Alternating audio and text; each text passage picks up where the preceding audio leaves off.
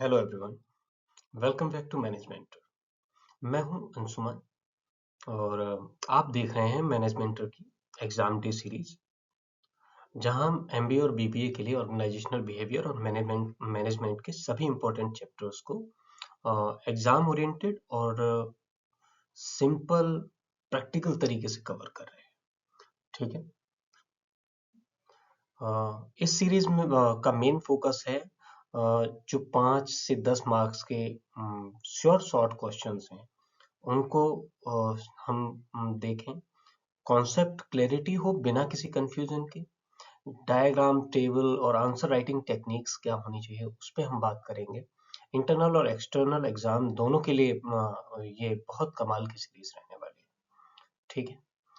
इस वीडियो में हम चैप्टर 1 से चैप्टर 3 तक के मोस्ट इम्पॉर्टेंट टॉपिक्स कवर करेंगे जो एग्जाम में बार बार रिपीट होते हैं या पूछे जाते हैं। सो अगर आप लास्ट मिनट रिवीजन या कॉन्सेप्चुअल क्लैरिटी या एग्जाम के लिए परफेक्ट नोट चाहते हैं तो ये वीडियो आपके लिए। Let's begin with chapter 1, introduction to organisational behaviour. ठीक है। ऑर्गेनाइजेशनल बिहेवियर का मतलब होता है ऑर्गेनाइजेशन के अंदर लोग कैसे बिहेव करते हैं, इंडिविजुअली भी और ग्रुप्स में भी। ठीक है। Let us understand. एग्जाम में डेफिनेशन लिखते वक्त लिखना है कि organisational behaviour is systematic study of individual and group behaviour in organisation. ठीक है। नेचर पॉइंट्स को बुलेट पॉइंट्स में लिखना है जो बहुत स्कोरिंग रहेगा। ठीक है। डायग्राम यहाँ नहीं बनता है बट कीवर्ड्स अंडरलाइन करना बहुत जरूरी है। ठीक है। तो कीवर्ड्स क्या है आपके? OB is the study of human behavior within an organization. Organisation, human behaviour और स्टडी। ठीक है। यहां से अगर आप ये कीवर्ड्स पकड़ के चलेंगे तो आपको बहुत हेल्प मिलने वाली है। ठीक है। Let us move forward. ठीक है। अब ऑर्गेनाइजेशनल बिहेवियर एक इंटरडिसिप्लिनरी सब्जेक्ट है। कभी कभी एग्जाम में ये पूछा जाता है तो आप वहां बता सकते हैं कि किन मेजर डिसिप्लिन से मिलके आपका ऑर्गेनाइजेशनल बिहेवियर बना है। तो लेट अस अंडरस्टैंड कौन कौन से हैं। पहला तो हो गया आपका साइकोलॉजी, जहां से हम क्या समझते हैं, इंडिविजुअल बिहेवियर समझते हैं। फिर आता है सोशियोलॉजी जिससे हम ग्रुप बिहेवियर समझते हैं। फिर आता है एंथ्रोपोलॉजी जिसे हम ऑर्गेनाइजेशनल कल्चर को समझते हैं। फिर आता है पॉलिटिकल साइंस जहां से हम पावर और कॉन्फ्लिक्ट को समझते हैं। ठीक है। आई होप कि ये चारों चीजें आपको समझ में आ गई हैं। कौन कौन से 4 डिसिप्लिन है? साइकोलॉजी, सोशियोलॉजी, एंथ्रोपोलॉजी और पॉलिटिकल साइंस।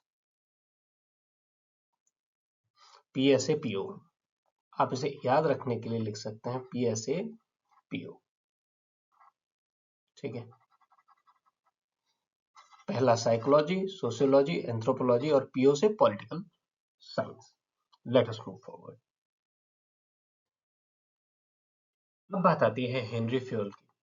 तो हेनरी फ्योल मैनेजमेंट के फाउंडेशनल थिंकर्स में से एक हैं और उन्हें फादर ऑफ मॉडर्न मैनेजमेंट भी कहा जाता है। उन्होंने मैनेजमेंट को एक सिस्टमेटिक प्रोसेस के रूप में एक्सप्लेन किया जो सिर्फ फैक्ट्री लेवल पर नहीं बल्कि टॉप लेवल मैनेजमेंट पर भी एप्लीकेबल था। ठीक है। तो अगर आप एग्जाम में लिख रहे हैं तो एग्जाम में लिखते वक्त आप इसे कैसे लिखेंगे? तो Henry Fayol proposed 14 principles of management which provides guidelines for effective administration। ठीक है। फ्योल ने बताया कि मैनेजर के 5 बेसिक फंक्शंस होते हैं। कौन कौन से? PO ट्रिपल सी करके याद रखना है। पहला है प्लानिंग, दूसरा है ऑर्गेनाइजिंग, तीसरा है कमांडिंग, चौथा है कोऑर्डिनेटिंग और लास्ट है कंट्रोलिंग। ठीक है। अब सवाल यह है why Henry Fayol is important in organisational behaviour, कि ऑर्गेनाइजेशनल बिहेवियर में हेनरी फ्योल इतने इंपॉर्टेंट क्यों है? तो क्लियर अथॉरिटी और रेस्पॉन्सिबिलिटी डिफाइन करता है उनका जो प्रिंसिपल है। उनके जो प्रिंसिपल्स हैं उनसे पता चलता है कि अथॉरिटी और रेस्पॉन्सिबिलिटी को कैसे डिफाइन। डिसिप्लिन और कोऑर्डिनेशन को इंप्रूव करता है। टीम स्पिरिट, जिसे हमने स्पिरिट डे कॉर्प्स कहा, उस पर फोकस करता है। ऑर्गेनाइजेशनल इफिशियंसी बढ़ाता है। ठीक है। तो इन सब कारणों की वजह से हेनरी फ्योल क्या हो जाते हैं, बहुत इंपॉर्टेंट हो जाते हैं। ये आपका फर्स्ट है, सेकंड है, थर्ड है, फोर्थ है, फिफ्थ है, सिक्स्थ है, सेवंथ है, इसी तरह ये आपके और 7। ठीक है। अब ऑर्गेनाइजेशनल एग्जांपल के लिए मैं बताता हूँ। यूनिटी ऑफ कमांड फॉलो करने से एम्प्लॉयज में कंफ्यूजन कम होता है। ठीक है। हेनरी फ्योल प्रिंसिपल इन्हीं सारी चीजों को प्रोवाइड करता है। ठीक। Henry Fayol's principle provide a comprehensive framework for effective management and administrative efficiency in organization. You have to remember this one thing only. ठीक है। 14 प्रिंसिपल्स को आप लर्न कर लीजिए, एकदम याद कर लीजिए। कोई शॉर्ट ट्रिक जो आपको बेहतर लगे वो बना लीजिए। ठीक है। अब जबकि मैनेजर के लिए जो रूल्स थे वो स्टेब्लिश हो चुके हैं, अब उनके फंक्शंस की बात हो रही है। तो फंक्शंस ऑफ मैनेजर का मतलब है मैनेजर के डे टू डे रेस्पॉन्सिबिलिटीज और एक्टिविटीज।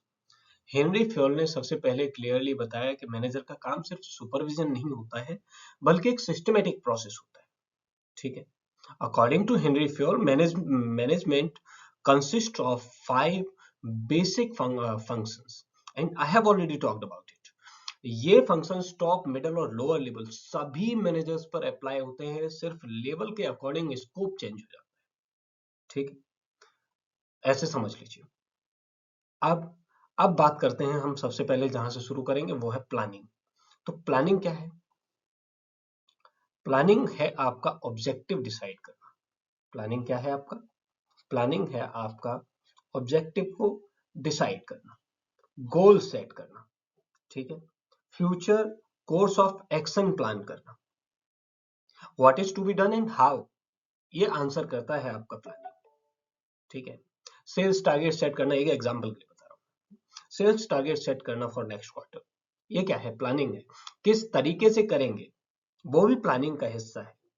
ठीक है। अब बात आती है ऑर्गेनाइजिंग की। ठीक है। तो ऑर्गेनाइजिंग में क्या है? Arranging task, authority and resources. Work को डिवाइड करना, अथॉरिटी और रिस्पॉन्सिबिलिटी को असाइन करना। ठीक है। क्या करना? वर्क को डिवाइड करना, अथॉरिटी और रेस्पॉन्सिबिलिटी असाइन करना। मान लीजिए मेरे पास, मैंने 50 लोगों की एक टीम बनानी थी, जिसमें से मैंने 2 डिपार्टमेंट्स बनाए। उन 2 डिपार्टमेंट्स के लिए मैंने डिप्टी मैनेजर्स बनाए और उन मैनेजर्स के नीचे मैंने टीम लीड्स रखे। इस तरीके से मैंने क्या किया, ये मैंने उस सारे के सारे रिसोर्स को क्या कर दिया? अरेंज कर दिया। सबकी अथॉरिटी और रिस्पॉन्सिबिलिटी असाइन कर दी कि आपका काम ये रहेगा, आपका काम ये रहेगा। तो डिपार्टमेंट बनाना, रोल डिफाइन करना, ये किस में आता है? ऑर्गेनाइजिंग में आता है। तो एग्जाम पॉइंट से आप ऐसे समझ लीजिए, organising creates structure of organisation. What does it do? It creates structure of organisation. Now we come to the commanding. ठीक है। कमांडिंग का मतलब है एम्प्लॉयज को डायरेक्शन देना। क्या करना है यहाँ पे? कमांडिंग का मतलब है एम्प्लॉयज को डायरेक्शन देना, ऑर्डर और इंस्ट्रक्शन इशू करना, लीडरशिप और मोटिवेशन इंक्लूड करना। ये काम है यहाँ पर मैनेजर का कमांडिंग में। मतलब मैनेजर टीम को टास्क असाइन करता है। ठीक है। जैसे ये वाला जो टीम लीड है, ये किस डिपार्टमेंट को देखेगा, ये वाला टीम लीड किस डिपार्टमेंट को देखेगा, वो चीज जो बताता है वो मैनेजर बताता है। कहाँ पे? कमांडिंग में। तो commanding ensures employees work towards the goals. ठीक है। अब बात आती है कोऑर्डिनेटिंग। तो सब एक्टिविटीज को हार्मोनाइज करना। ठीक है। Integrating activities of different departments, that is known as coordinating.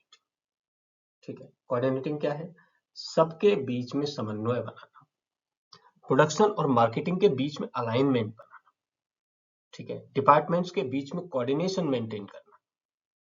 I hope अब तो समझ में आ गया होगा, coordination is the essence of management. ऐसे समझिए। अब बात आती है 5वें की, जो है आपका कंट्रोलिंग। कंट्रोलिंग क्या है? Comparing performance with the standards and correcting deviation. Performance को स्टैंडर्ड्स के साथ कंपेयर करना, डेविएशंस आइडेंटिफाई करना, ठीक है, करेक्टिव एक्शंस लेना, ये सब किस में आता है? ये सब आपके कंट्रोलिंग के अंडर आता है। अब फॉर एग्जांपल आप ऐसे समझ लीजिए कि actual sales versus target sales को कंपेयर करना, ठीक है। एग्जाम पॉइंट से आप इतना याद रखिए, आपको एग्जाम के लिए सिर्फ इतना याद रखना है कंट्रोलिंग में, controlling ensures objectives are achieved, ठीक है। This is what is the goal of the controlling, ठीक है। अब अगर आपको एग्जाम में डायग्राम बनाना है तो आप डायग्राम बनाएंगे इस तरीके से। सबसे पहले आप इसे रखेंगे, फिर इसे रखेंगे, फिर इसे रखेंगे, फिर इसे रखेंगे, फिर इसे रखेंगे। सबसे ऊपर रहेगा प्लानिंग, ऑर्गेनाइजिंग, फिर कमांडिंग, फिर कोऑर्डिनेटिंग, फिर कंट्रोलिंग। आई होप आप लोग समझ गए। एरो के साथ सर्कुलर फ्लो बनाना है, ठीक है, ताकि वापस कंट्रोलिंग के बाद फिर से प्लानिंग पे आ जाए, क्योंकि एक सर्कुलर मोशन में चलता है, याद रखना ही, ठीक है। Thus, the functions of manager are proposed by Henry Fayol are systematic framework of effective management. I already said that on the previous presentation, on the previous slide. ठीक है. Now we move forward. अब यहाँ entry होती है Henry Mintzberg की। किसकी entry होती है? हेनरी मिंट्सबर्ग की।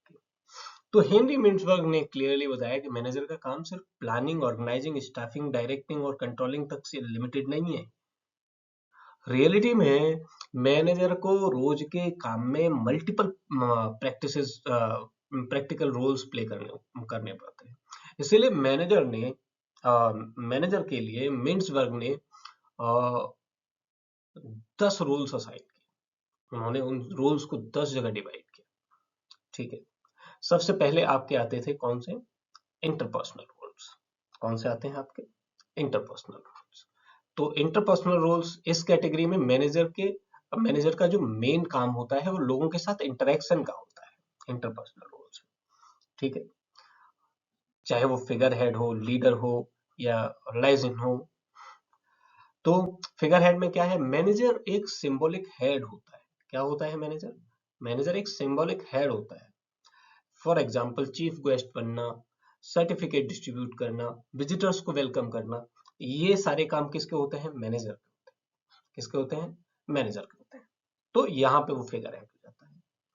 फिर बात आती है लीडर की।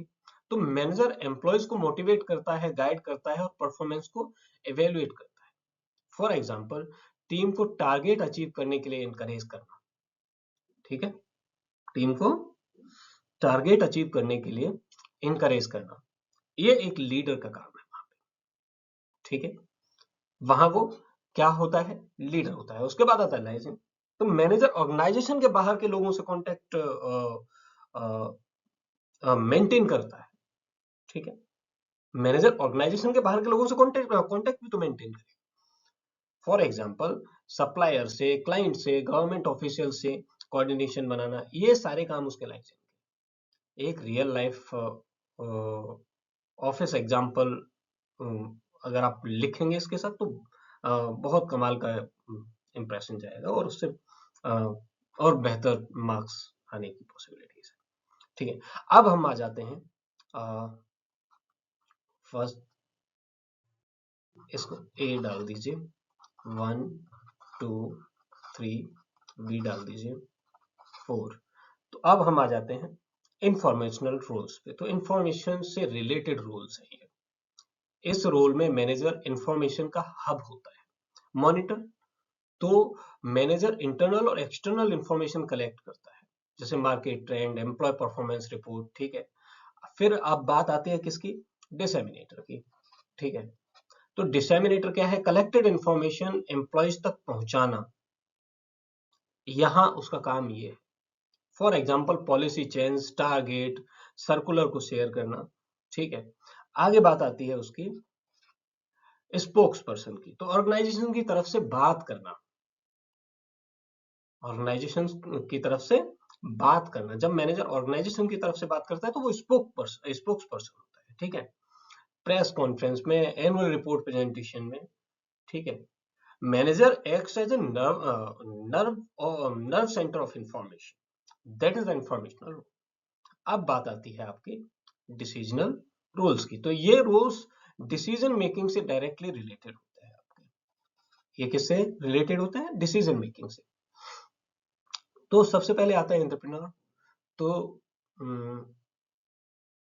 न्यू आइडियाज को इम्प्लीमेंट करना, इनोवेशन को प्रमोट करना, ये काम है यहाँ मैनेजर का।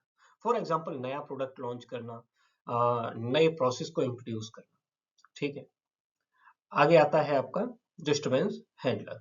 ये हो गया था आपका 7। अब हम आ गए हैं 8 पे। तो कॉन्फ्लिक्ट्स और क्राइसिस को हैंडल करना, जैसे लेबर स्ट्राइक हो गई, एम्प्लॉय डिस्प्यूट हो गया, ठीक है, कोई मशीन काम करना बंद हो गई, इन सारी चीजों को हैंडल करता है जहां वो, वहां पे वो डिस्टरबेंस हैंडलर है।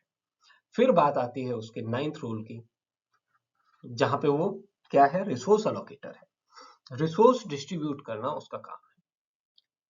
For example budget allocation, man power distribution के किस डिपार्टमेंट में कितने लोग काम करेंगे, कौन कितनी मैन पावर कहाँ जाएगी, ये सारा काम वहां पे वो रिसोर्स अलोकेटर है। कितनी मशीन्स कहाँ लगेंगी, कौन सा सॉफ्टवेयर किस डिपार्टमेंट को दिए जाने हैं, ठीक है।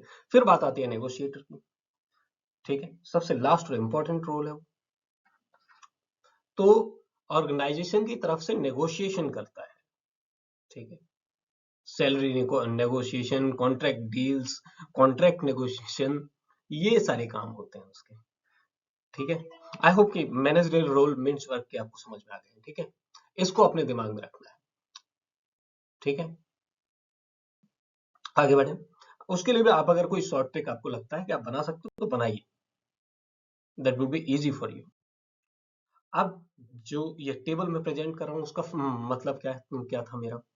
तो इस टेबल का पर्पज ये समझाना है कि मैनेजर का काम दो अलग पर्सपेक्टिव से देखा जा सकता है। एक तो थियोरेटिकल पर्सपेक्टिव से, जहां हम उसके फंक्शंस को देख रहे हैं, ठीक है।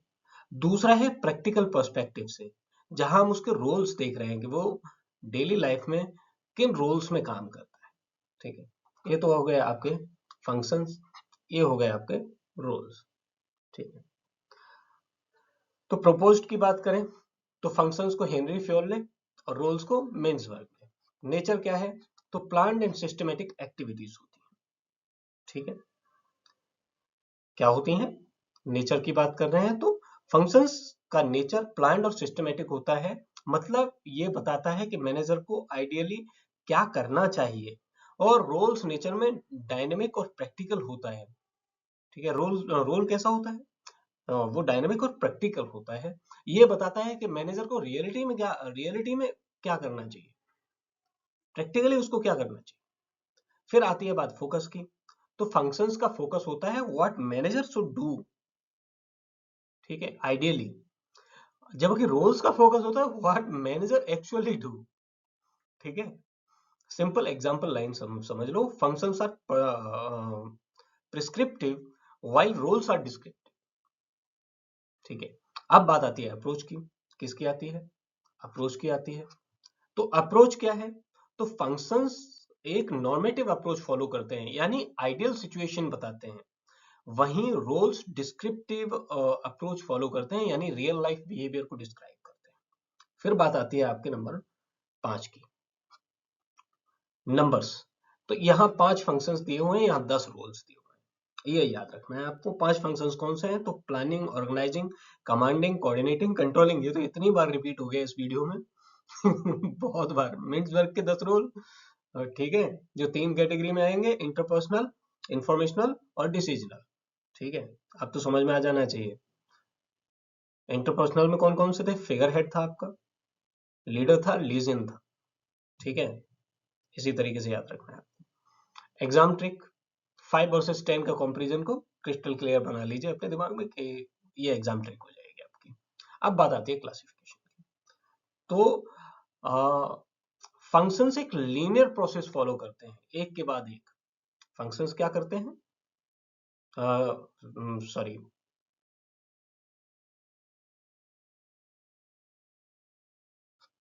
एक के बाद एक फॉलो करते हैं। वहीं रोल्स क्या है, ग्रुप बेस्ड क्लासिफिकेशन फॉलो करते हैं, इंटरपर्सनल, इंफॉर्मेशनल और डिसीजनल, हमने तीन में बदल दिया। जबकि फंक्शंस में क्या था, उनको एक के बाद एक के बाद एक के बाद एक के बाद एक, वो लगातार कंटिन्यूसली एक सर्कल में घूम सकते थे।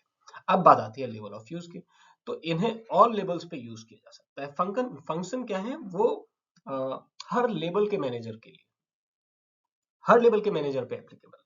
टॉप, मिडिल, लोअर, कोई फर्क नहीं पड़ता। रोल्स क्या है, ज्यादातर मिडल और टॉप लेवल मैनेजर्स के कॉन्टेक्स्ट में ऑब्जर्व किए जाते हैं। ठीक है, क्यों? क्योंकि वहां इंटरेक्शन और डिसीजन मेकिंग ज्यादा होती है। ठीक है, फिर बात आती है टाइम ओरिएंटेशन। तो आपके फंक्शंस फ्यूचर ओरिएंटेड होते हैं, वहीं स्पेशली प्लानिंग, रोल्स, ये सारी चीजें क्या है, ये प्रेजेंट ओरिएंटेड होती हैं, क्योंकि डेली एक्टिविटीज और इमीडिएट डिसीजन से रिलेटेड होते हैं, तो उन्हें तो प्रेजेंट ओरिएंटेड होना पड़ेगा। अब बात आएगी आपकी एप्लीकेशन। तो फंक्शंस का यूज होता है पॉलिसी मेकिंग में, ऑर्गेनाइजेशनल स्ट्रक्चर में, लॉन्ग टर्म प्लानिंग में। वहीं रोल्स का यूज होता है leadership, negotiation, communication, crisis handling, इन सारी जगहों पे। ठीक है, अब हम आते हैं हमारे लास्ट ऑप्शन पे, जो है आपका प्लानिंग। तो मैनेजर सेल्स टारगेट प्लान करता है, ये एक एग्जांपल दे रहा हूं मैं। वहीं यहाँ क्या है, मैनेजर क्लाइंट से नेगोशिएशन कर रहा है, तो ये उसका रोल है। ठीक है, I hope you understood it.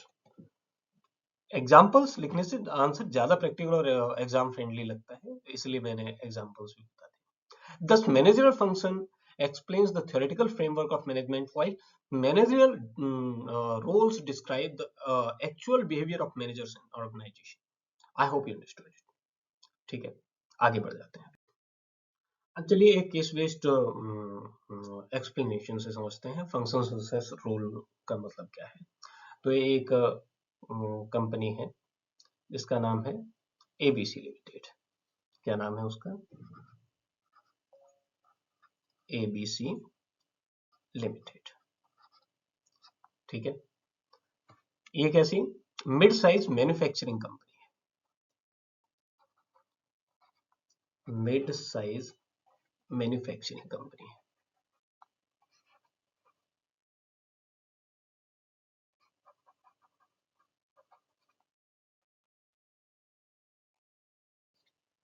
ठीक है, यहाँ पे क्या है, यहाँ इनके मैनेजर हैं मिस्टर राहुल। क्या नाम है मैनेजर का? मिस्टर राहुल।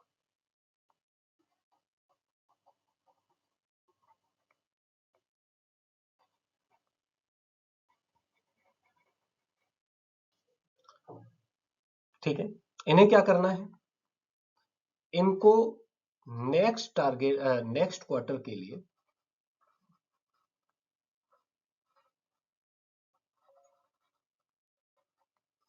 टारगेट सेट करना है। ठीक है, क्या करना है, टारगेट सेट करना है। ठीक है, और उसके लिए इन्हें एफिशिएंसी इंप्रूव करने का प्लान भी बनाना है। तो ये दोनों किसका हिस्सा हो गए, आपकी प्लानिंग का हिस्सा हो गए। ठीक है, मिस्टर राहुल ने नेक्स्ट क्वार्टर के लिए प्रोडक्शन टारगेट सेट किए, उसके बाद raw material, man power requirement को एस्टिमेट किया। ये प्लानिंग फंक्शन है, क्योंकि ये फ्यूचर ओरिएंटेड है। उसके बाद आता है ऑर्गेनाइजिंग, तो वर्कर्स को डिपार्टमेंट में डिवाइड किया। उसके बाद इन्होंने मान लीजिए 200 वर्कर हायर किए, तो उनको अलग अलग डिपार्टमेंट्स में भेज दिया। ठीक है, ये क्या था, और उन्हें सुपरवाइजर असाइन कर दिए, उनको अथॉरिटी प्रोवाइड कर दी। ये ऑर्गेनाइजिंग फंक्शन है, जो स्ट्रक्चर क्रिएट कर रहा है। क्या कर रहा है, स्ट्रक्चर क्रिएट कर रहा है। कमांडिंग एम्प्लॉयज को इंस्ट्रक्शन दिया कि उन्हें किस तरह काम करना है, तो ये आपका कमांडिंग हो गया। डेली टास्क असाइन किए, डिसिप्लिन मेंटेन किया, ये सब किस में आएगा, ये कमांडिंग फंक्शन में आएगा। उसके बाद कोऑर्डिनेशन। तो जब बात कोऑर्डिनेशन की आ रही है, तो उन्होंने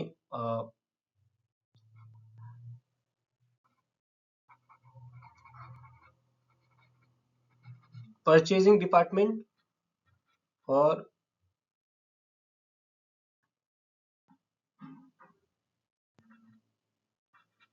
सेल्स डिपार्टमेंट दोनों का कोऑर्डिनेशन बना के रखा। प्रोडक्शन और परचेज डिपार्टमेंट के बीच में कोऑर्डिनेशन बना के रखा, ठीक है, ताकि डिलेज को अवॉइड किया जा सके और प्रोडक्शन ऑन टाइम हो सके।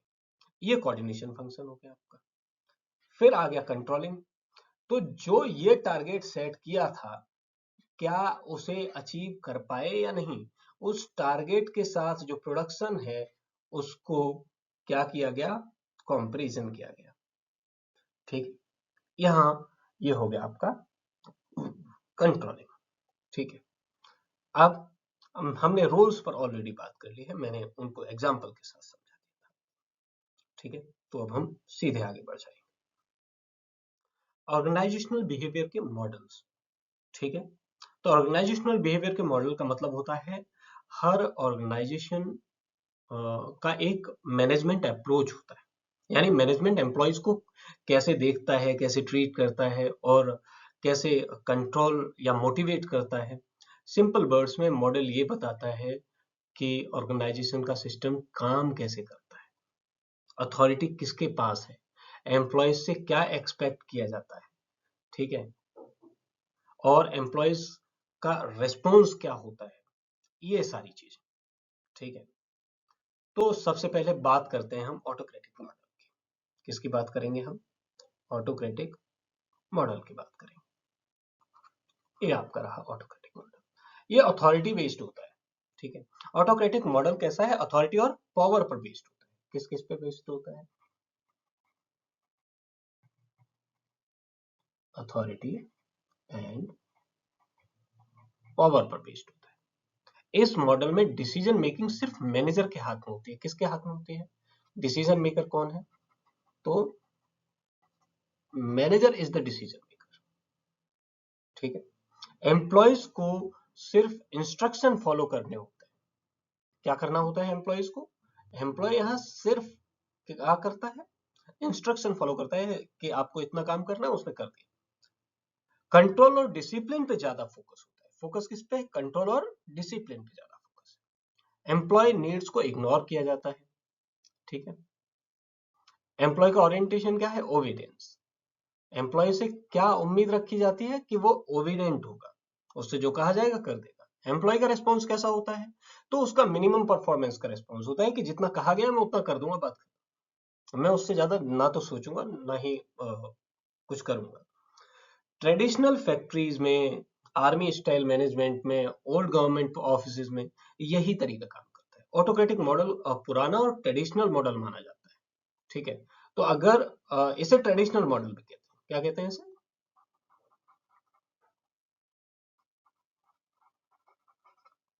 ट्रेडिशनल मॉडल भी कहते हैं, याद रखना है, ठीक है।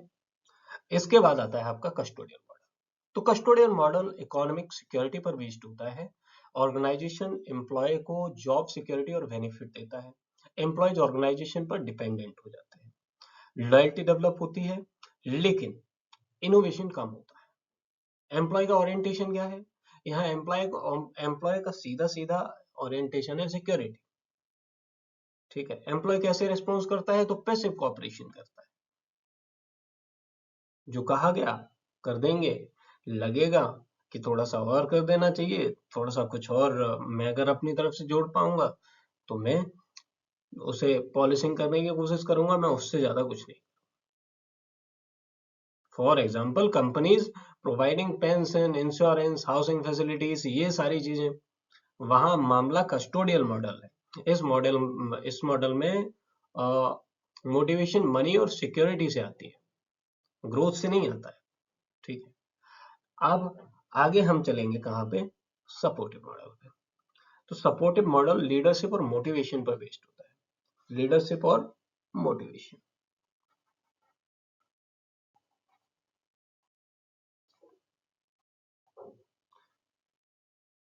मैनेजर सपोर्टिव रोल प्ले करता है। मैनेजर कैसा रोल प्ले करता है, मैनेजर सपोर्टिव रोल प्ले करता है। मैनेजर का रोल क्या है, यहाँ पर अथॉरिटी और पावर था, ठीक है। एम्प्लॉयज को एनकरेज और गाइड किया जाता है। यहाँ क्या किया जाता है?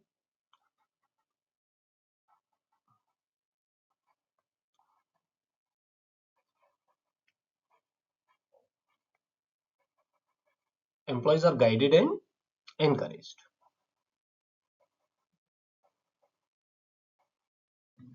ठीक है। साइकोलॉजिकल नीड्स को इंपॉर्टेंस दी जाती है। किसे? साइकोलॉजिकल नीड्स को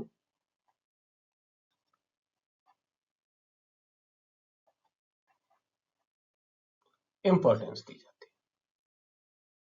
ठीक है।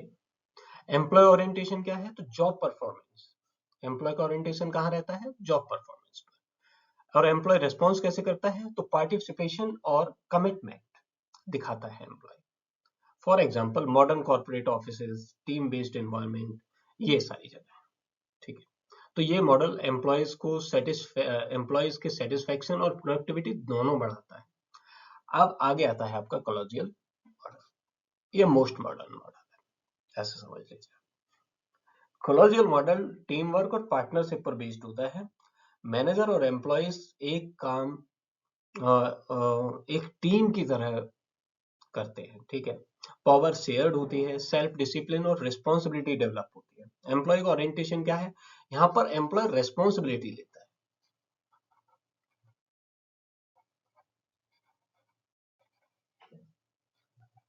एम्प्लॉय क्या करता है? रेस्पॉन्सिबिलिटी शो करता है।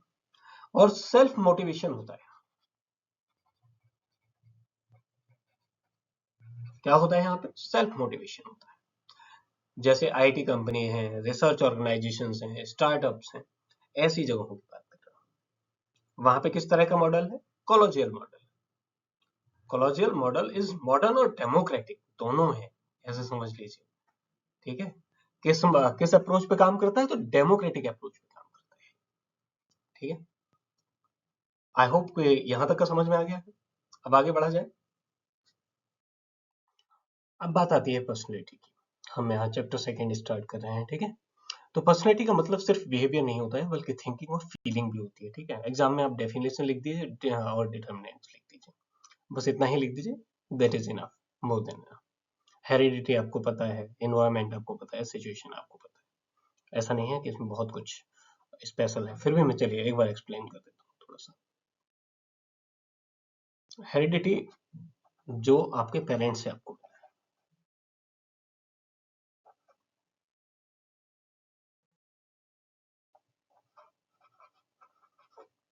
Parental characteristics.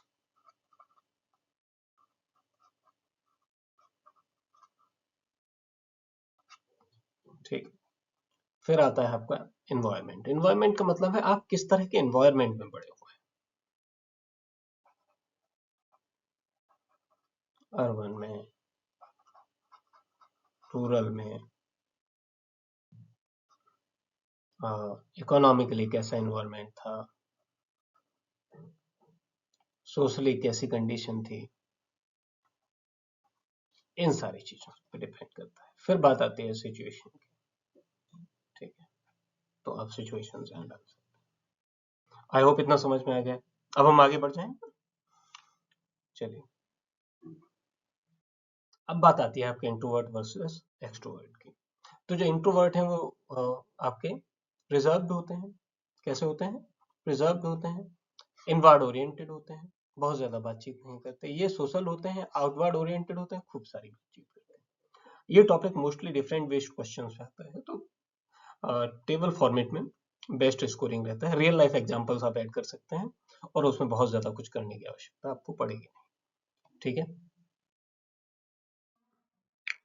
Big five personality model personality को समझने का साइंटिफिक और मॉडर्न अप्रोच है। इस मॉडल के अकॉर्डिंग हर इंडिविजुअल की पर्सनैलिटी 5 बेसिक ट्रेट्स के कॉम्बिनेशन से बनती है। इसको ओशियन मॉडल मॉडल भी कहा जाता है। ठीक है। तो आप ओशियन से याद रखिए, ओ से हो गया आपका ओपननेस, सी से हो गया आपका कॉन्शियसनेस, और ई से हो गया एक्सट्रोवर्जन, ए से हो गया एग्रीबलनेस, और एन से हो गया न्यूरोटिसिज्म। ठीक है। और इसको हम यूज कहाँ करते हैं? तो it is widely used in organisational and psychological studies. अब हम एक एक करके इनको देख लेते हैं। ओपननेस टू एक्सपीरियंस का मतलब क्या है? तो क्रिएटिविटी, इमेजिनेशन और न्यू आइडियाज को एक्सेप्ट करने की टेंडेंसी, इसे ओपननेस टू एक्सपीरियंस कहते हैं। हाई ओपननेस वाले लोग इनोवेटिव और क्यूरियस होते हैं। लो ओपननेस वाले लोग ट्रेडिशनल और रूटीन ओरिएंटेड होते हैं। ठीक है, जैसे डिजाइनर हो गए, रिसर्चर हो गए, इनोवेटर्स हो गए, जनरली ये हाई ओपननेस दिखाते हैं। अ, अब आगे बात आती है कॉन्शियसनेस की। कॉन्शियसनेस का मतलब है डिसिप्लिन, रिस्पॉन्सिबिलिटी और गोल ओरिएंटेशन का को शो करता है ये। ठीक है, हाई कॉन्शियसनेस वाले जो लोग हैं वो रिलायबल और ऑर्गेनाइज्ड होते हैं। लो लेवल पर लोग केयरलेस और लेस फोकस्ड हो सकते हैं। ठीक है, हाई लेवल वाले लोग जैसे मैनेजर्स, अकाउंटेंट्स या प्रोजेक्ट लीडर्स, कॉन्शियसनेस का परफॉर्मेंस और प्रोडक्टिविटी से स्ट्रांग रिलेशन है, ये याद रखना है। एक्सट्रोवर्जन की बात करते हैं अब हम, थर्ड हमारा। ठीक है, तो एक्सट्रोवर्जन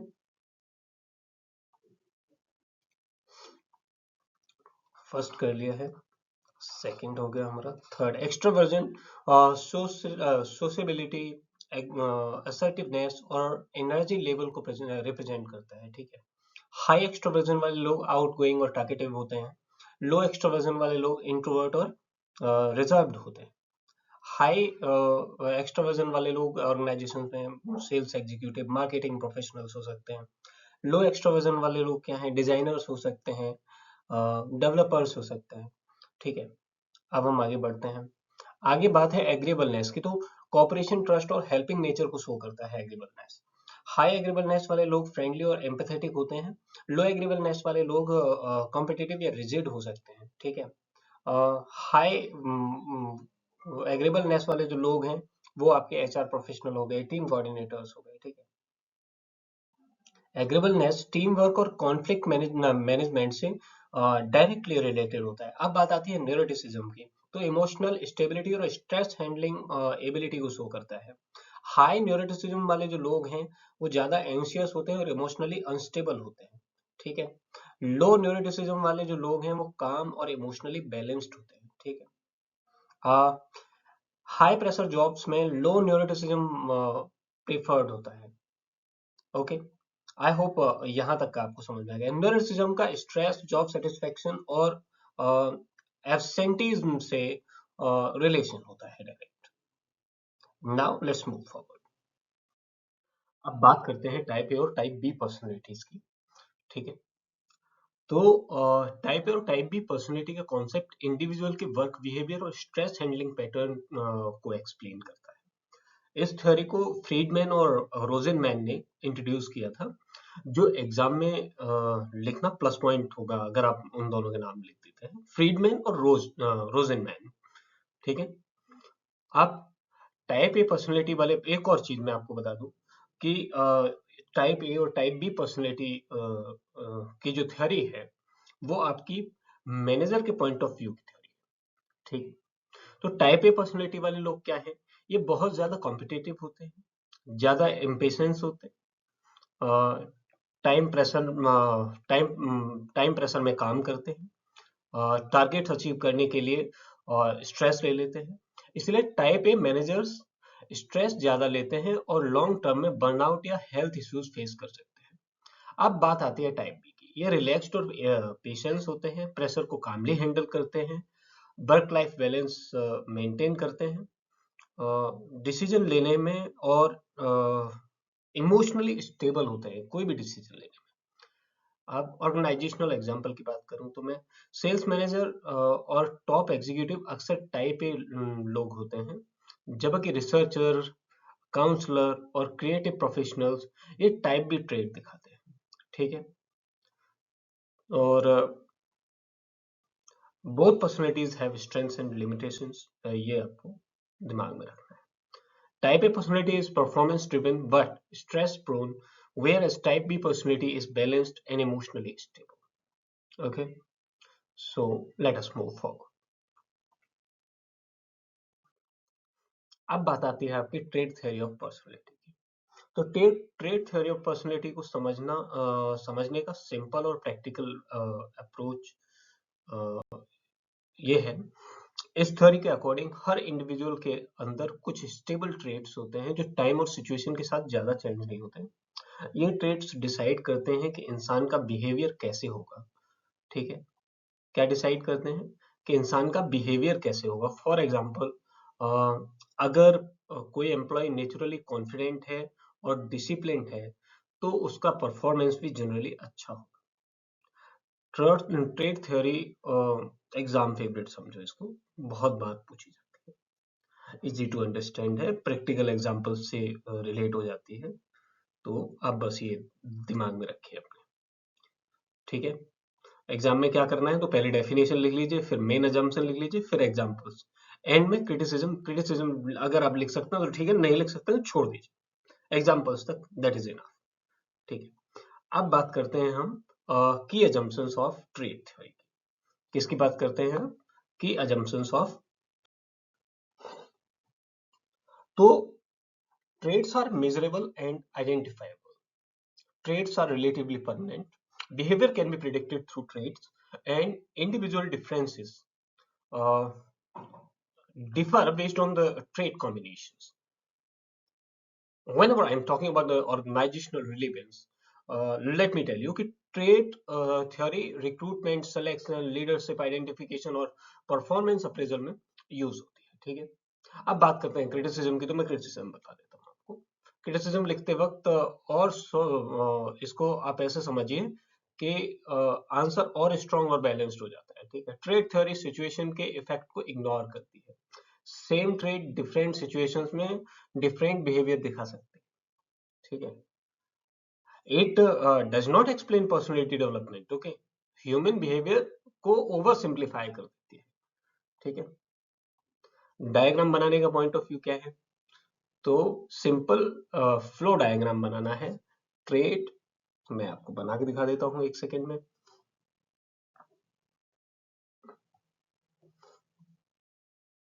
एक सेकेंड रुकिए आप। सबसे ऊपर लिखना है आपको ट्रेड, नीचे लिखना है आपको personality,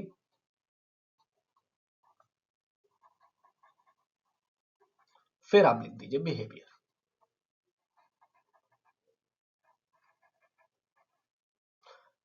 combination of traits creates personality and our personality decides the pattern of our behavior. This is how this is. Okay, let us move forward. अब बात आती है सिगमंड फ्रॉइड की पर्सनैलिटी थ्योरी की, जिसे साइको एनालिटिकल थ्योरी भी कहा जाता है। ठीक है, सिगमंड फ्रॉइड ने पर्सनैलिटी को समझने के लिए साइको एनालिटिकल अप्रोच को दिया। इस थ्योरी के अकॉर्डिंग ह्यूमन बिहेवियर कॉन्शियस नहीं होता है बल्कि अनकॉन्शियस होता है। और आप ऐसे समझिए कि ह्यूमन बिहेवियर बहुत हद तक जो अनकॉन्शियस फोर्सेस हैं उनसे ज्यादा इन्फ्लुएंस होता है। फ्रॉइड के अकॉर्डिंग पर्सनैलिटी के जो हमारी पर्सनैलिटी है वो तीन पार्ट से मिलकर बनती है, इद से, ईगो से और सुपर ईगो से। इद क्या है? ये प्लेजर प्रिंसिपल पे काम करता है, ये रियलिटी प्रिंसिपल पे काम करता है और ये मोरल प्रिंसिपल पे काम करता है। इसे इंस्टेंट ग्रेटिफिकेशन चाहिए। ठीक है, जबकि ईगो क्या है? इद का क्या है, एक बार फिर से समझाता हूं। इद पर्सनैलिटी का सबसे प्रिमिटिव और बेसिक पार्ट है। ये सिर्फ प्लेजर प्रिंसिपल पर काम करता है, इमीडिएट सेटिस्फैक्शन चाहता है, कॉन्सिक्वेंसेस की परवाह नहीं करता है। ठीक है,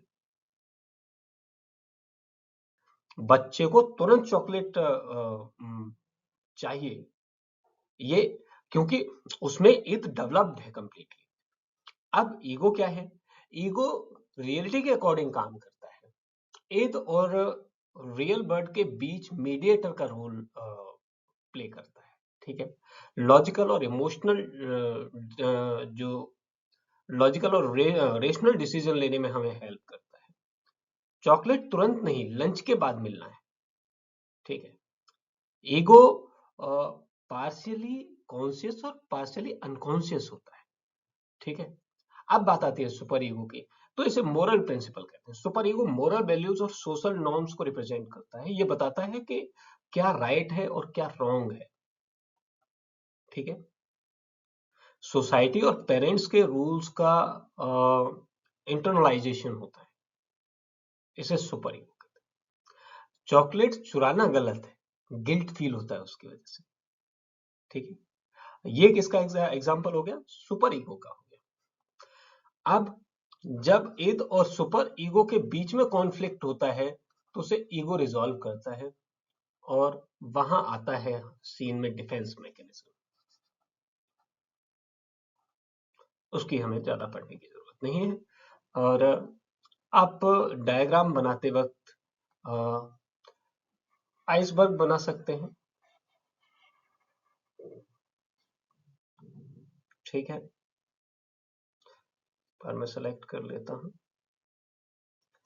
ये हो गया आपका पानी पानी वाला हिस्सा। फिर ये हो गया साफ पानी वाला हिस्सा। तो इसे आप कॉन्शियस समझ लीजिए, इसे आप प्री कॉन्शियस समझ लीजिए। ठीक है, और इसे आप सब कॉन्शियस समझ लीजिए। ठीक है, समझ में आ गया। सॉरी, ये ये प्री कॉन्शियस, ये सब कॉन्शियस है, या ये अनकॉन्शियस है आपका। ठीक है, अनकॉन्शियस समझ लीजिए। I am sorry for that. जो आपका इद है वो यहां होता है। इद कहां है, यहां है। ईगो कहां है, तो ईगो इस एरिया में है और सुपर ईगो यहां है, एकदम ऊपर। ठीक है, तो आई होप कि आपको फ्राइड का personality theory, psycho analytical theory समझ में आ गया। ठीक है, अब उसके क्रिटिसिज्म की बात करें तो over emphasis on the unconscious mind, scientific validation weak है और टू डिटर्मिनिस्टिक, ये इसकी कुछ समस्याएं थी। Freud's theory explains personality as the dynamic interaction between the id, ego, superego, with the unconscious forces playing a dominant role. I hope you got it. This is this is the Freud's theory. Let us move forward. Erickson's stage of personality development. Erik Erikson की theory है। ये fried से inspire है लेकिन ज्यादा practical और social oriented approach देती है। फ्राइड ने सिर्फ चाइल्डहुड पे फोकस किया, जबकि एरिक्सन ने पूरे लाइफ स्पैन को कवर किया, बर्थ से लेके ओल्ड एज तक। इस थ्योरी के अकॉर्डिंग हर स्टेज पर एक कॉन्फ्लिक्ट होता है। अगर कॉन्फ्लिक्ट पॉजिटिवली रिजॉल्व हो जाता है तो हेल्दी पर्सनैलिटी ट्रेट्स डेवलप होते हैं, और अगर नहीं होता है तो नेगेटिव पर्सनैलिटी ट्रेट्स डेवलप होते हैं। ठीक है, let us move forward, understand. एक बार समझते हैं कैसे। तो जो हमारा पहला स्टेज है वो है आपका होप। ठीक है, ये कहां पे होता है, ये 0 to 2 years में होता है। ठीक है, आई होप आपको ये समझ में आ जाएगा। अब यहाँ पे क्या होता है, ट्रस्ट होता है, मिसट्रस्ट होता है। एक बच्चे को आप गोद में लेते हैं, उसको अच्छे से ट्रीट करते हैं तो बच्चा आप पे भरोसा करता है और आपसे उसे एक होप बनती है। लेकिन जब आप उसे सही से ट्रीट नहीं कर पाते हैं तो बच्चा आप में ट्रस्ट खो देता है। ठीक है, बच्चा क्या करता है, आप में ट्रस्ट खो देता है। जब वो ट्रस्ट बिल्ड करता है, अगर ट्रस्ट बिल्ड होता है तो होप का जन्म होता है, नहीं करता है तो होपलेसनेस का जन्म होता है। याद रहेगा। अगला है आपका ऑटोनॉमी और वर्सेस सेम एंड डाउट। ठीक है, तो 2 से 4 साल। इसी तरह प्री स्कूल है, इसी तरह स्कूल एज है आपका, अडोलसेंस है, यंग चाइल्डहुड है। मैं सबको एक एक करके जल्दी जल्दी करते चलता हूँ। ऑटोनॉमी वर्सेस सेम डाउट में क्या होता है, चाइल्ड डेवलप्स इंडिपेंडेंस। अगर पॉजिटिव आउटकम रहा तो विल पावर आएगी, नहीं तो विल पावरलेसनेस आ जाएगी, बच्चा एकदम लो कॉन्फिडेंस वाला होगा। इनिशिएटिव वर्सेस गिल्ट, जो प्री स्कूल एज है 4 to 5 years में, बच्चा इनिशिएटिव लेता है एक्टिविटीज में, खुद से कुछ करना चाहता है, पॉजिटिव आउटकम क्या होता है, अगर सही से सब गया तो बच्चा पर्पजफुली वर्क करता है। उसके बाद आता है आपका इंडस्ट्री और इंफीरियरिटी। स्कूल एज में child develops competence and skills, and positive outcome क्या है, कॉन्फिडेंस। आइडेंटिफाई आइडेंटिटी और रोल कंफ्यूजन, वो एडोलसेंस में आता है आपके 13 से 19 साल में। Individual search for identity and positive outcome, self identity. उसके बाद आपका आता है इंटीमेसी वर्सेस आइसोलेशन। ये यंग एज में आता है 20 से 40 साल।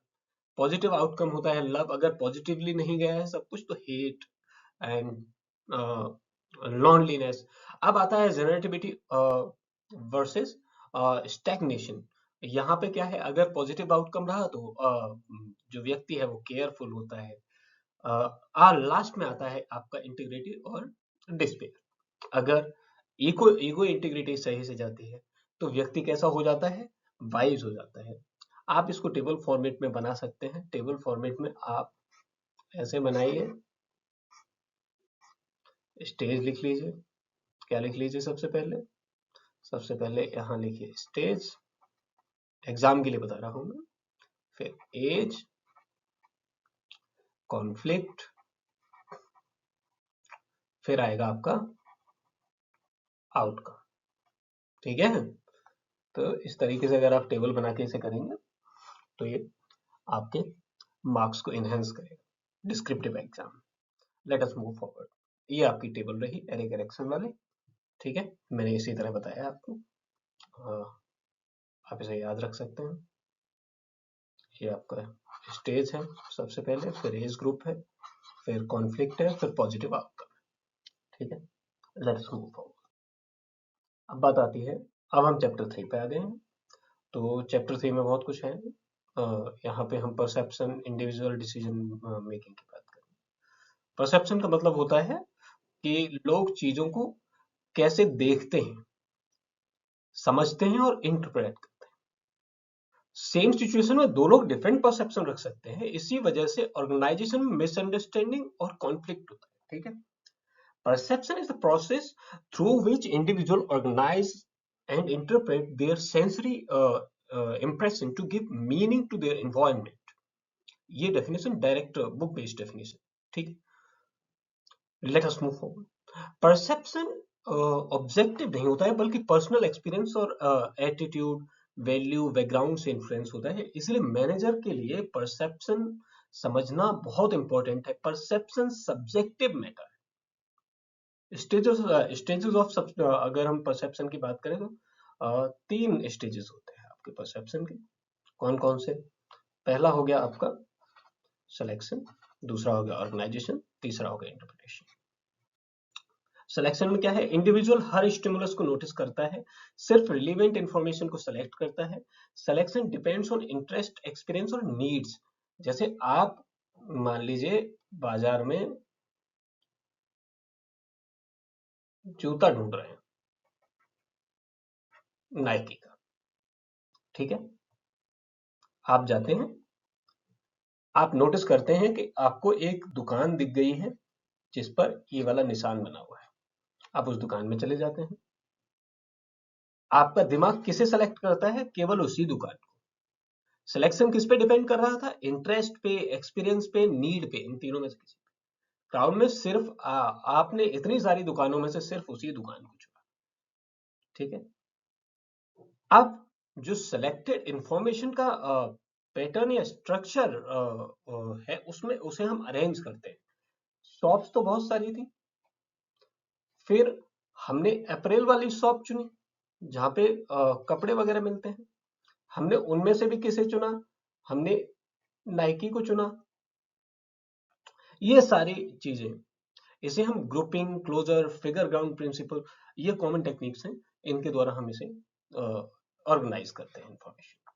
ऑर्गेनाइजेशन समझ में आ गया। फिर इंटरप्रिटेशन पे आते हैं। अच्छा, एक और बात बता देता हूँ, जेस्टाल्ट प्रिंसिपल का नाम जरूर याद रखिए। उन्होंने परसेप्शन पर बहुत कमाल का प्रिंसिपल दिया है। ठीक है, अब बात आती है इंटरप्रिटेशन। तो इंटरप्रिटेशन क्या है? ऑर्गेनाइज्ड इंफॉर्मेशन को मीनिंग दिया जाता है। ये हमारी आंखों ने देखा और उसे ऑर्गेनाइज कर दिया। अब हमारे दिमाग को पता चल गया है कि ये नाइकी है, ठीक है। इंटरप्रिटेशन, जो इंटरप्रिटेशन है वो डिपेंड करता है एटीट्यूड पर, पास्ट एक्सपीरियंस पर और एक्सपेक्टेशन, ठीक है। समझ में आ गई बात? एक एग्जांपल बताता हूँ। स्ट्रिक्ट मैनेजर को कोई पॉजिटिव लीडर समझता है, कोई नेगेटिव लीडर समझता है, ये बात है ना। अब बात करते हैं, तो फ्लो डायग्राम बना रहे होंगे जब आप, तो फ्लो डायग्राम आप ऐसे बनाइए।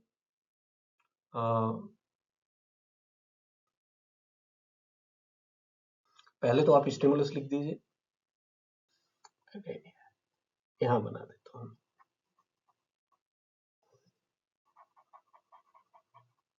स्टिमुलस, फिर आप लिखिए सिलेक्शन, फिर आप लिख दीजिए ऑर्गेनाइजेशन,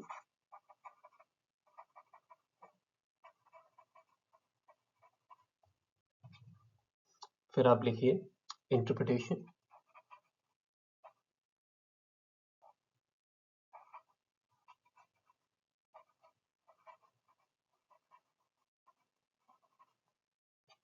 फिर आप आगे क्या लिखेंगे, रेस्पॉन्स, ठीक है। ये आपका फ्लो डायग्राम हो गया। अगर आप एग्जाम में ऐसे ऐसे फ्लो डायग्राम बना देते हैं, दैट वुड बी। तो परसेप्शन, एक बार फिर से मैं रिपीट कर रहा हूं, perception is a subjective process that influence how individual understand and respond to their work environment. I hope you got it. Now we are moving forward. अब बात है perceptual biases की। तो perceptual biases का मतलब है perception में गलती हो जाना, या हम लोग अक्सर किसी के बिहेवियर को ऑब्जेक्टिवली नहीं बल्कि अपने अजम्पशन के बेसिस पर जज करते हैं। इसे हम फंडामेंटल एट्रीब्यूशन एरर कहते हैं, ठीक है। और ये ऑर्गेनाइजेशनल बिहेवियर का बहुत इंपॉर्टेंट टॉपिक है, ठीक है। ये क्या है, बहुत ही इंपॉर्टेंट टॉपिक है, ऐसे समझ लीजिए, ठीक है। अपनी गलती का रीजन हम किसे देते हैं, हम किसे देते हैं, अपनी गलती का रीजन सिचुएशन को देते हैं, दूसरों की गलती का रीजन उनकी पर्सनैलिटी को मान लेते हैं, ठीक। तो fundamental attribution error is the tendency to जज others based on the internal characteristics while ignoring the situation factors, ठीक है। ऑर्गेनाइजेशनल एग्जांपल अगर आप लिख सकते हैं तो लिखिए, जैसे एम्प्लॉय लेट आया तो लेजी है, इग्नोर कर रहे हैं हम उसकी इन सारी चीज कंडीशंस को कि हो सकता है ट्रैफिक हो, हेल्थ इशू हो, इमरजेंसी हो गई हो कोई, सिचुएशनल फैक्टर्स को हम क्या कर दे रहे हैं, अंडर एस्टिमेट कर दे रहे हैं, जबकि इंटरनल फैक्टर्स को हम बहुत स्ट्रांग बना रहे हैं कि बहुत लेजी आदमी है। That is how it is, and that is how it works. Okay, why is it important in organization? Leads to work performance appraisal, cause to conflict among the employees, and reduces the fairness of decision making. अगर bias होगा तो ये समस्याएं आएंगी, ठीक है। How managers can reduce perceptual bias, वो भी लिख सकते हैं आप। Collect complete information, avoid quick judgments, and consider situational factors. Use objective evaluation method, ठीक है। तो बस यहाँ तक हो गया है। Lastly, I will conclude it. Fundamental attribution error result in distorted perception by ignoring situational influence on behavior. I hope you got it. Let us move forward. अब बात आती है प्राइमरी इफेक्ट और रिसेंसी इफेक्ट की, ठीक है। तो primary effect और रिसेंसी इफेक्ट परसेप्शन के बहुत इंपॉर्टेंट कॉन्सेप्ट हैं, स्पेशली इंटरव्यूज, परफॉर्मेंस अप्रेजल और डिसीजन मेकिंग। किसमें, इंटरव्यूज में, परफॉर्मेंस अप्रेजल में और डिसीजन मेकिंग। प्राइमरी इफेक्ट क्या है, ये फर्स्ट इंप्रेशन बायस कहते हैं, ऐसे समझ लो कि ये फर्स्ट इंप्रेशन है। प्राइमरी इफेक्ट का मतलब होता है कि जो इंफॉर्मेशन सबसे पहले मिलती है वही हमारे परसेप्शन को स्ट्रांगली शेप कर देती है। अगर फर्स्ट इंप्रेशन पॉजिटिव हो तो बाकी इंफॉर्मेशन इग्नोर हो जाती है, अगर फर्स्ट इंप्रेशन नेगेटिव हो तो बाकी अच्छे परफॉर्मेंस भी नोटिस नहीं होते। फॉर एग्जाम्पल, इंटरव्यू में कैंडिडेट कॉन्फिडेंट लगा, उसने बाद में बाद में कुछ माइनर मिस्टेक्स कर दी, तो उसके मिस्टेक्स को हमने क्या कर दिया, इग्नोर कर दिया। First impression is the lasting impression, not the last impression. Is lasting impression. अब बात आती है रिसेंसी इफेक्ट की। रिसेंसी इफेक्ट का मतलब ये नहीं होता है कि सबसे लेटेस्ट इंफॉर्मेशन डिसीजन को इन्फ्लुएंस करती है, ठीक है। इसका मतलब है पास्ट इंफॉर्मेशन। रिसेंसी इफेक्ट का मतलब क्या था? हाँ, सॉरी, रिसेंसी इफेक्ट का मतलब होता है कि जो सबसे लेटेस्ट इंफॉर्मेशन है वो हमारे डिसीजन को इन्फ्लुएंस करती है। पास्ट इंफॉर्मेशन इग्नोर हो जाती है। रिसेंट बिहेवियर ज्यादा इंपॉर्टेंट लगता है। फॉर एग्जाम्पल, एम्प्लॉयज पूरे साल अच्छा परफॉर्म करता है लेकिन अप्रेजल से पहले मिस्टेक हो गई तो रेटिंग कम मिल गई, ठीक है। ये एग्जाम्पल है आपका। Why are these important in organisation? तो अनफेयर एवेल्यूशन हो ना हो, इसके लिए इम्पोर्टेंट है। किसी तरह का डिस्टॉर्ट रिक्रूटमेंट ना हो, किसी तरह के डिस्टॉर्ट प्रमोशन डिसीजंस ना हो, इसलिए इम्पोर्टेंट, ठीक है। तो आप एक टेबल बना सकते हैं, आपको टेबल जो दिख रही है आप उस टेबल को नोट कर लीजिए। अब आती है बात की चलो इसे कंक्लूड करते हैं। तो प्राइमरी और recency effect explains how order of information influence perception and may result in biased organizational decisions. Okay, so let us move. Perception process organizational behavior का one of the most important और repeatedly asked topic है, तो इसको थोड़ा सा ध्यान से देखेंगे, ठीक है। परसेप्शन प्रोसेस ये बताता है कि एक्सटर्नल इन्वायरमेंट से आने वाली इंफॉर्मेशन कैसे माइंड तक जाती है और फिर बिहेवियर में कैसे कन्वर्ट होती है। सेम स्टिमुलस पर अलग अलग डिफरेंट रिस्पॉन्सेज कैसे सेव होते हैं। Late us understand. सबसे पहले क्या होता है? तो एनवायरमेंटल स्टिमुलस मिलता है, फिर हम उस स्टिमुलस को अटेंड करते हैं। स्टिमुलस कहाँ जाता है? रिसेप्टर्स पर जाता है। फिर आगे क्या होता है? फिर वो इलेक्ट्रिकल इंफॉर्मेशन में चेंज हो जाता है, ठीक है। कैसे? तो ट्रांसडक्शन, ट्रांसमिशन और प्रोसेसिंग के थ्रू फिर आगे बढ़ता है। यहां वो परसेप्शन में बदलता है और यहाँ रिकॉग्निशन होता है, फिर हम एक्शन लेते हैं, ठीक है। It is the sequence of the perception process. बहुत इंपॉर्टेंट है, तो आप इसे ध्यान में रखें, ठीक है। लेट अस मूव फॉरवर्ड, ठीक है। हाँ, मैं ठीक है बहुत बार बोल देता। Thank you for today's session on the organisational behaviour chapter 1 to 3। 1 घंटे से ज्यादा की क्लास हो गई है। हमने आज managerial role, models of OB, personality theories, perception, decision making concept की का एक्सप्लेनेशन मुझे लगता है बहुत क्लियर और स्ट्रक्चर्ड तरीके से किया है। डेफिनेशंस, डिफरेंट टेबल्स और रियल लाइफ एग्जांपल्स भी हमने बहुत लिए हैं और आई होप कि आप सभी को अच्छा लगा होगा।